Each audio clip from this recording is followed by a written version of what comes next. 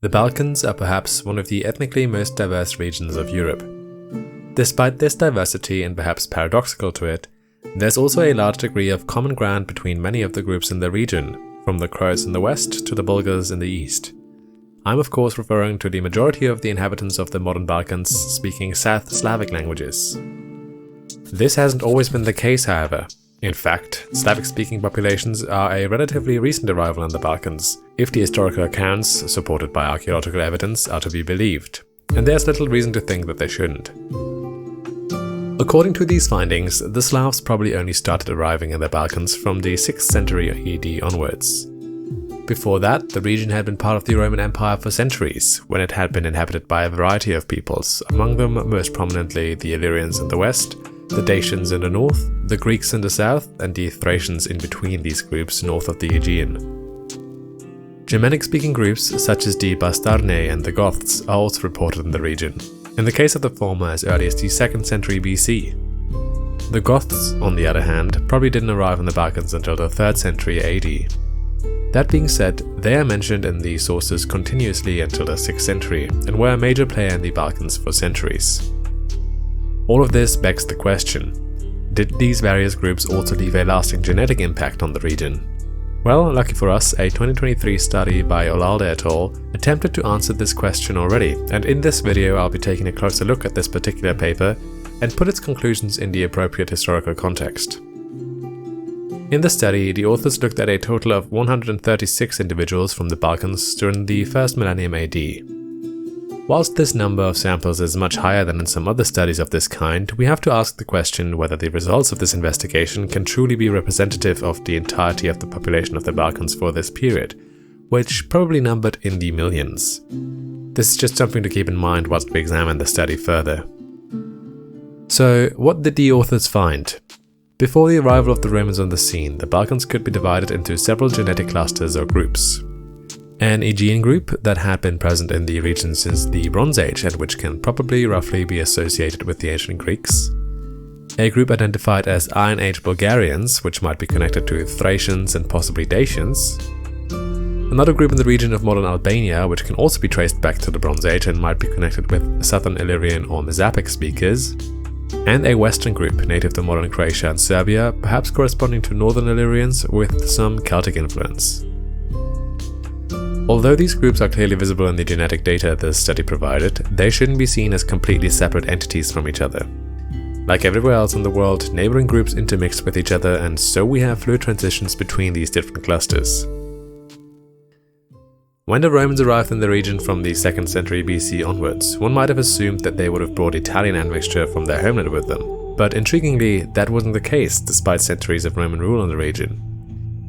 When comparing this with other frontier zones of the empire, however, this isn't too surprising. In Britain, for example, Italian ancestry doesn't seem to be present at all in the ancient or the native modern population, at least according to a 2022 study looking at the genetic makeup of modern Britain and Ireland, which I've covered in a previous video.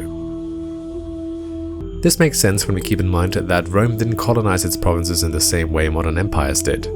They did found cities, so-called coloniae, which served as administrative centers of the conquered regions, but usually largely left ruling these regions in the hands of a local elite, which was controlled by Roman officials and, of course, the military. Although some settlers from Italy would have ventured into the newly conquered provinces, the majority of the inhabitants would have been the same people who had lived there before, often for centuries or even millennia. So not detecting much of a genetic footprint from ancient Italians isn't too surprising. More interesting than the absence of Italian ancestry is an influx of Anatolian admixture during the Imperial period between the time of the birth of Christ and 250 AD. According to the study, individuals from Western Anatolia made up a significant portion of the population of the investigated Roman towns in the Balkans, up to 1/3 in one particular settlement known as Viminacium, the capital of the Roman province of Moesia, located in modern eastern Serbia. A similar influx of Easterners can be detected in the Italian heartland of the empire at this time, pointing to major population movements from the east into the west. Because of this presence of Anatolian-related ancestry in Italy in this period, the authors theorized whether some Romans might have come from Italy after all, but that their ancestry could ultimately be traced back to Anatolia. Be that as it may, these individuals left a lasting genetic impact on the Balkans, resulting in an average of 23% of Anatolian ancestry in medieval samples of the region, and reaching up to 44% in modern Albanians. In late antiquity, individuals with mixed ancestry from Central and Northern Europe, as well as the steppe, can be found in the Balkans. Because they show up at pretty much the same time the Goths are first mentioned in the sources, people carrying these admixture components were most likely Goths or related people. The Goths are recorded to have migrated from Central Europe to the steppe north of the Black Sea during the 3rd century, where they apparently intermixed with the local population. From there, they gradually moved into the Balkans over the following decades, where, according to the study, they also intermixed with the native inhabitants, showcasing up to 55% local Balkan ancestry. The dominant Y haplogroups among males with Central/Northern European ancestry, namely I1 and R1b U106, also points to a northern origin of these individuals. In stark contrast to the aforementioned Anatolian admixture, these haplogroups as well as the Central/Northern European and steppe admixture vanished almost entirely after the 7th century. According to the study's authors, this might be due to a relatively small number of these people settling in the region in the first place, or possibly displacement, which, in my opinion, could have only been facilitated by the Eastern Roman Empire or by the arrival of a new group on the scene. The group in question had the biggest and the most lasting impact on the region and is associated with the arrival of Slavic-speaking populations. Between 30 and 60% of the genes of the modern inhabitants of the Balkans can be traced back to these people, the study's authors calling it, quote, one of the largest permanent demographic changes anywhere in Europe during the migration period, end quote, and they compared it to the demographic shift observed in England a few centuries earlier. Interestingly, both males and females from Eastern Europe seem to have participated in this migration in equal parts. The authors displayed this shift visually in one of their PCA plots, where samples from both before and after 700 AD are shown. Before, most individuals clustered fairly closely with one of 3 groups: Bronze and Iron Age Aegeans, Iron Age individuals from Croatia, or, albeit in far smaller numbers, Central/Northern Europeans, probably representing a few Germanic individuals who barely had other admixture. There are a few outliers which show some overlap with the population of the modern Balkans, but these represent those individuals which exhibit a mix of Central/Northern European admixture with ancestry from the steppe and from the original inhabitants of the Balkans to differing degrees. After 700 AD, the genetic composition of the Balkans shifted significantly. Now, the majority of the samples seem to overlap with the population of the modern Balkans, though some still cluster fairly closely with the Iron Age inhabitants of the peninsula. None of these samples show overlap with Germanic-speaking groups, however. Perhaps surprisingly, the Slavic-speaking newcomers also seem to have contributed at least a quarter of the admixture of modern Greeks, this figure understandably being much higher in Macedonia than in the Peloponnese, reaching up to 40%. Even some of the Aegean islands exhibit up to 20% of Eastern European ancestry. The non-Slavic-speaking Romanians also exhibit high levels of Eastern European ancestry, about 55.4%, which puts them above Bulgarians. Albanians, on the other hand, another non-Slavic-speaking group, show some of the lowest levels of Slavic ancestry in the region at 31%. So, in conclusion, what can this study and its results tell us about the history of the region? Firstly, even before the arrival of other admixture components, the Balkans seem to have been a fairly diverse region. This has always been clear from a historical and archaeological perspective, but it has now been also confirmed by archaeogenetics. The influx of individuals with Anatolian-related ancestry in the 1st centuries AD was probably facilitated by the incorporation of the region into the Roman Empire and left a lasting genetic impact. Whether this could have happened without the empire is difficult to determine, but it probably eased the movement of people between regions which, at least in this case, weren't in particularly close contact before. Also of interest is the presence of Central/Northern European ancestry in the Balkans during late antiquity, coinciding with the arrival of Goths and other Germanic people in the region. The study shows that, if this ancestry component can be in fact associated with them, on their migration they intermixed with the population of the steppe before intermixing again with the inhabitants of the Balkans, pointing to the complex interactions of Germanic groups as they migrated from their northern homeland towards the Roman frontier and finally into the empire itself. The study's authors pointed out that some of the burials which were interpreted as Germanic based on their grave goods showed both individuals with and without Central/Northern European ancestry. All of this goes to show that these groups, although apparently retaining a cultural and linguistic Germanic identity, incorporated other ethnicities into their culture. This flexibility might have been one of the major contributing factors in their long-term success, culminating in the establishment of 2 Gothic kingdoms on Roman soil during the 5th century. The almost complete disappearance of ancestry that can be associated with Germanic-speaking groups is also intriguing. The historical sources of course tell of the migrations of Gothic groups out of the Balkans, most notable the Austro and Visigoths in the 5th century. But it is assumed that their respective groups only numbered in the tens of thousands, and we know of other Gothic groups in the region at the same time, such as the ones of Theodoric Strabo. So this, combined with the genetic data, suggests that the Goths might have still been present in the Balkans until at least 700 AD, even if they're far less prominent in the sources after the 6th century. By the time the Slavs arrived in greater numbers from the 8th century AD onwards, the remaining Goths were either pushed out or there were only so few of them left to begin with that they barely left a genetic trace. If their disappearance can be explained with a more or less violent displacement, they might have been seen as a threat by the incoming Slavs. But this is only speculation at this point in time.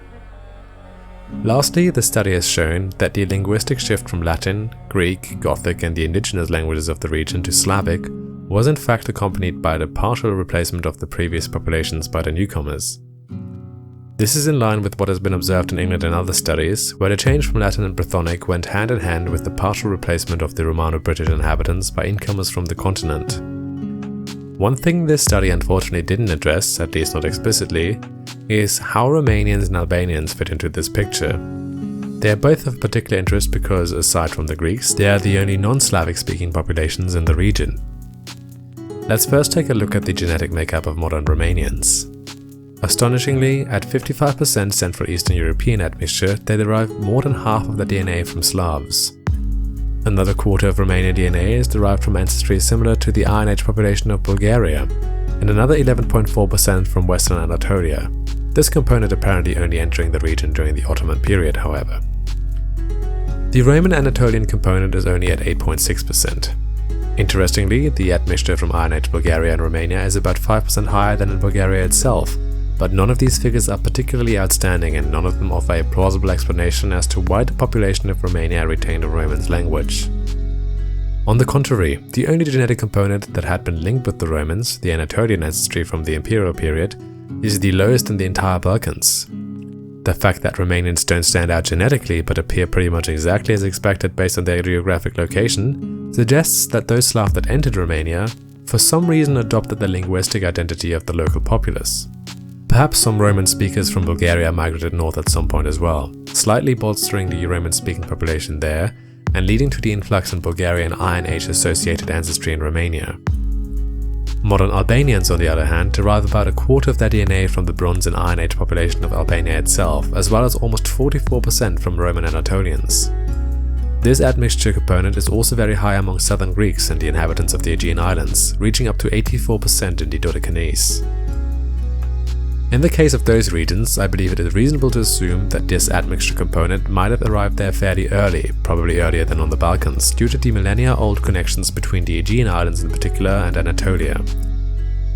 In Albania, however, I think it is more likely that for some reason many of the Romanized Anatolians that we had previously found on the northern frontier of the empire coalesced in the region at some point.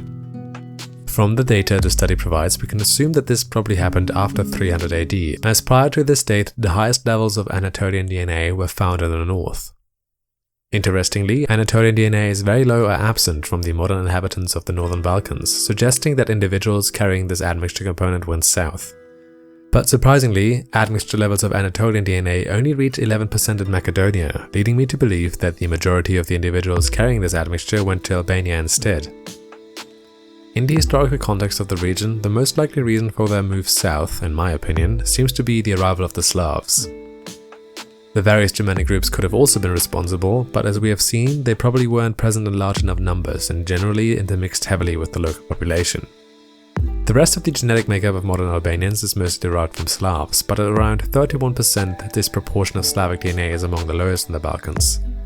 Only southern Greeks and the inhabitants of the Aegean Islands showcase lower levels.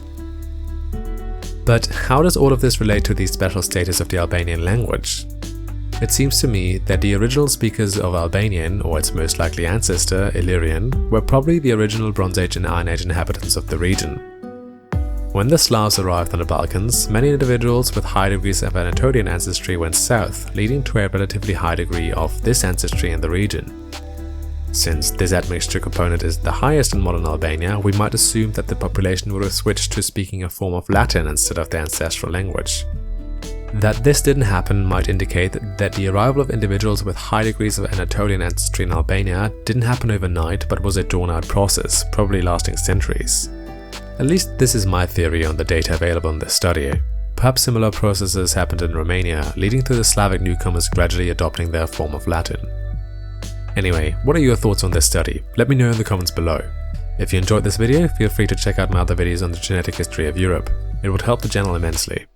The same goes for liking and subscribing, of course, but you probably already know that. Anyway, thank you so much for watching, and I'm looking forward to seeing you in the next one.